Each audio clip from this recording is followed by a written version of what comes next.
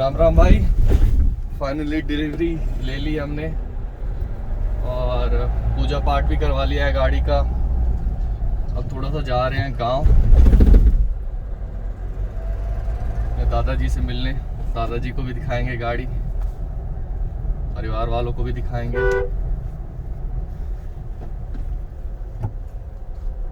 अब जो बहुत सारे कमेंट थे कि नियो क्यों बेच दी, नियो में कोई दिक्कत आ गई थी क्या,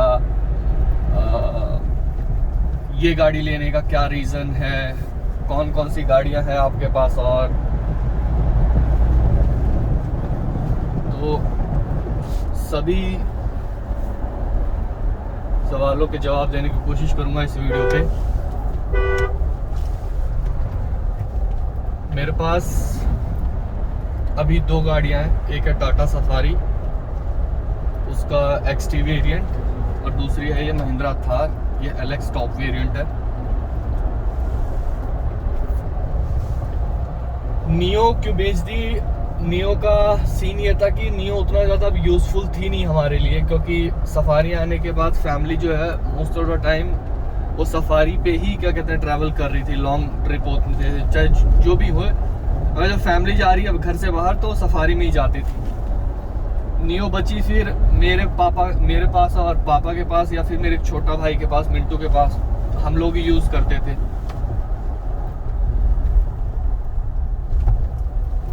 अब जो उसकी क्या कहते हैं मिडिल सीट थी वो हमारे लिए उतनी यूज़फुल थी नहीं। बाकी गाड़ी में कोई भी कमी नहीं थी, कोई भी दिक्कत नहीं थी। हमने जब तक उस गाड़ी को रखा बहुत अच्छे से रही गाड़ी, कोई भी मतलब हमको खर्चा नहीं आया एडिशनल उस गाड़ी में। एक फैमिली के हिसाब से वो एक परफेक्ट कार थी, सब कुछ था उस गाड़ी में। उस गाड़ी में सिर्फ और सिर्फ टोरा नहीं था, जिसको कहते हैं भौकाल, वो लैक करती थी। बाकी सब कुछ ही था उस गाड़ी में, कोई भी दिक्कत हमको नहीं आई। ऑफ रोड आपने देखी ही होंगी मेरी वीडियोस की, कितना ही मैंने उससे ऑफ रोडिंग की है, सब कुछ ही किया है। कभी कोई दिक्कत नहीं, कभी कोई परेशानी नहीं। इट जस्ट कि वो हमारे लिए अब उतना यूज़फुल थी नहीं। उसी टाइम पे ये रेयर व्हील ड्राइव लॉन्च हुई और इसका एवरेज भी अच्छा था, ठीक, टॉर्क भी अच्छा था, सब कुछ इनफैक्ट अच्छा था। तो हमने सोचा भाई जब हमको चलना ही दो जन को होता है यूजुअली, या एक जन ही चलाता है वो गाड़ी, तो फिर क्यों ना अपग्रेड कर लें। अब बात आती है कि नियो निकली कितने में। नियो मैंने निकाली है 9 लाख रुपए में, जो कि मुझे लगता है कि डिसेंट प्राइस है।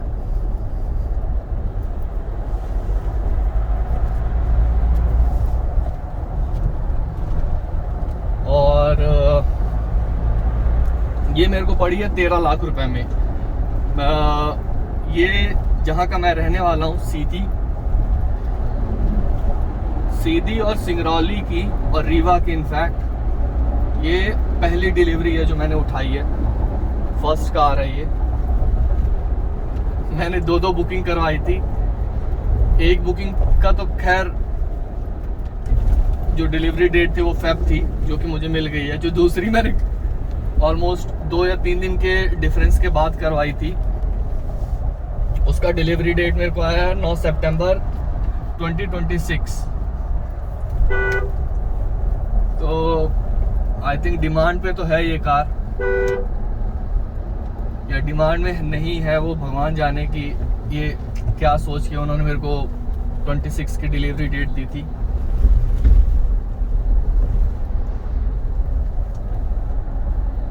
ये गाड़ी चलाने के मामले में उतनी सही नहीं है जितनी नियो थी। नियो ज़्यादा प्लांटेड महसूस होती है हाई स्पीड पे, ये प्लांटेड महसूस नहीं होती।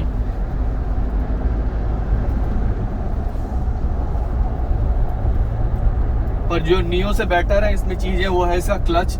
इसका क्लच आई थिंक XUV 700 है, उससे भी लाइट है। इतना ज़्यादा लाइट है कि मैं मतलब आप उंगली से ऐसे दबा सकते हो इसका क्लच, इतना ज़्यादा लाइट है। स्टीयरिंग फीडबैक ठीक ठीक है। Being a 15 1500 CC cylinder, still आपको कहीं पे भी लैग महसूस नहीं होता है। 6th गियर जो है वो ऑलमोस्ट 40-50 तक की स्पीड पे आप उठा सकते हो वहाँ से गाड़ी। महिंद्रा की गाड़ी तो इन लोगों ने वैसे भी क्या कहते हैं, मेरे को लगता है कि 1000 RPM पे ही 50% टॉर्क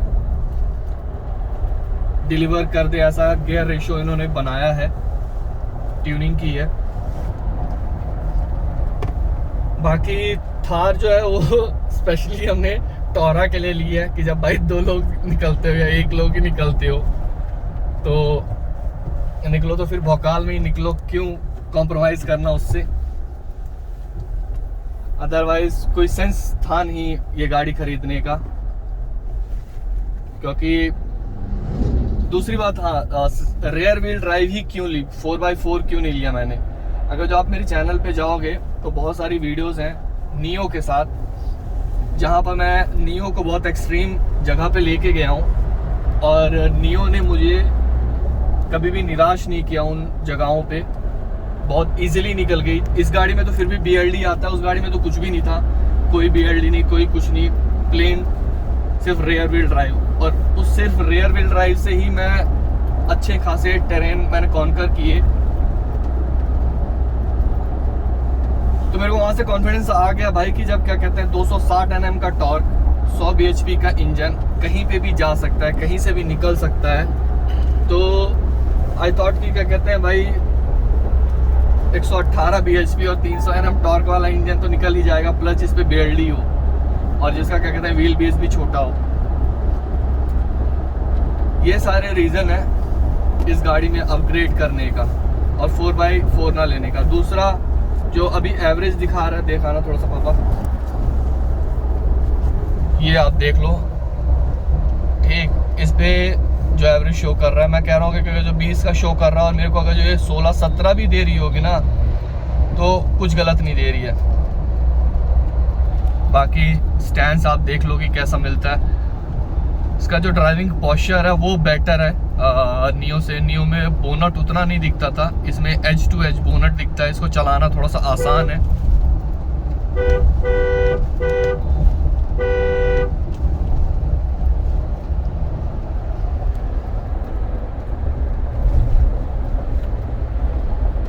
आई होप मैंने सारे क्वेश्चन कवर कर लिए हैं। बाकी पीछे तो अभी तक मैं नहीं बैठा, मेरे पापा बैठे हैं, तो मैं पापा से ही पूछ लेता हूँ कि पीछे का कंफर्ट कैसा है। कंफर्ट ठीक है, लेकिन वो इससे बेटर है न्यू का। अच्छा, नियो का कंफर्ट इससे बेटर है। और स्पेस कैसा था पीछे? स्पेस तो ठीक है, उतना समझ में नहीं आया, लेकिन कंफर्ट उतनी नहीं है जितना नियो है। हाँ सही है। तो ये भाई हम एकदम क्लियर जो हमारा एक्सपीरियंस है वो दे रहे हैं। ऐसा नहीं है कि मैंने थार ले लिया तो मैं नियो को क्या कहते हैं डिफ्रेम करूँ या फिर क्या कहते हैं डाउनग्रेड करूँ। वो गाड़ी मेरी वन ऑफ द फेवरेट गाड़ी हमेशा रहेगी नियो, क्योंकि भाई जिस प्राइस मैंने उसको बहुत कम पैसों में लिया था, उस पर पैसा ऊपर से जरूर मैंने लगा दिया था बहुत ज़्यादा,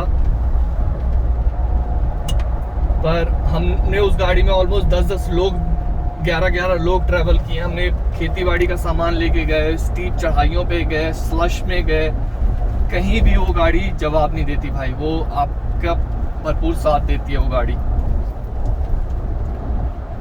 तो ये था मेरा ओवरऑल क्या कहते हैं जो एक्सपीरियंस था या प्रोसेस था गाड़ी बेचने का नियो और फिर ये थार लेने का। आई होप कि ये वीडियो आपको अच्छा लगा हो।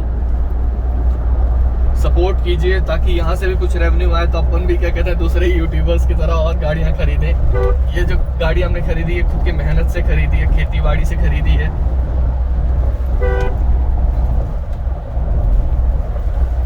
चलिए, धन्यवाद। हर हर महादेव। Bye bye.